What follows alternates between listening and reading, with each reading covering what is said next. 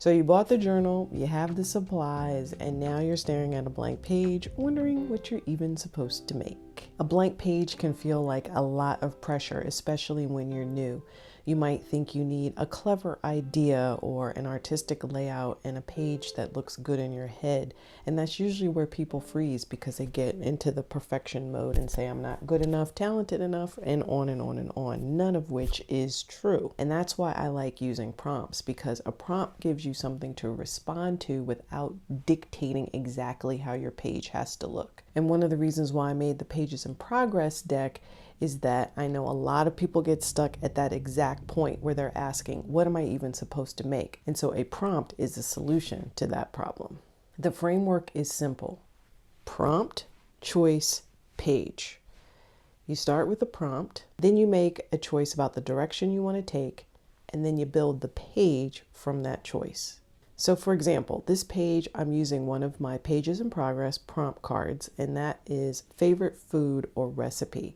That gives me an immediate starting point. I start thinking about some things that I could make on my page. I'm not inventing anything from scratch. I'm just responding to something. So after thinking for a bit, I narrowed down my choice to pizza. Everybody can relate to pizza, right? I started making homemade pizza during the the special time frame of when everybody was in the house for like 3 years, a couple of years ago. You know what I'm talking about. So I never made pizza before, but I wanted to try. So I started with the Joy of Cooking recipe for pizza, and over time I began changing it up to try it with different toppings and sauces and all kinds of different things.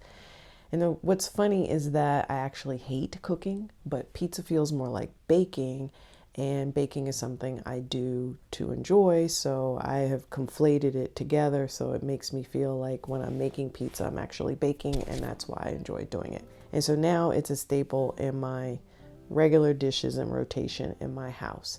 So now you can see just from me telling that story about pizza that the page isn't really just about pizza anymore.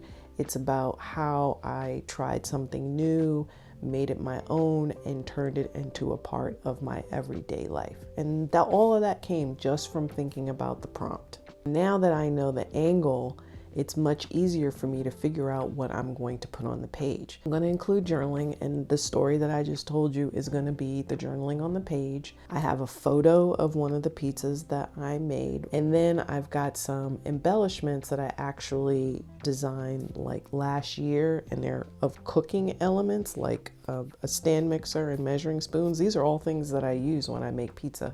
So I think there'll be a really nice addition to the page. As I'm putting my page together, you can see that I'm starting with the story first, which is the journaling. So I'm doing all of my journaling first. Then I'm going to add my photo, which is going to help ground the page. And then I'll add the cooking embellishments to help reinforce the theme of the page.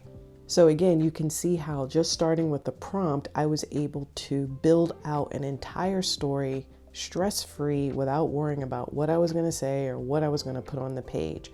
I just simply sat with the prompt, reflected on the story that I could possibly tell, and a whole bunch of different things came out of that helped me build my page. And I'm not worried about whether the page is impressive or polished or perfect. The point for you as a beginner is to build momentum and get used to responding to ideas instead of freezing at a blank page. If you're looking for a starting point for your own creative journaling pages, or even your journaling pages or art journaling pages, whatever kind of creative work that you do, if you need a starting point, check out my Pages in Progress journaling prompt deck. I will leave a link to it in the description below. And if you like this video, please give it a thumbs up, and I invite you to subscribe to my channel and also subscribe to my Pages in Progress newsletter for more creative journaling inspiration. Thanks for watching, and I'll see you in the next one.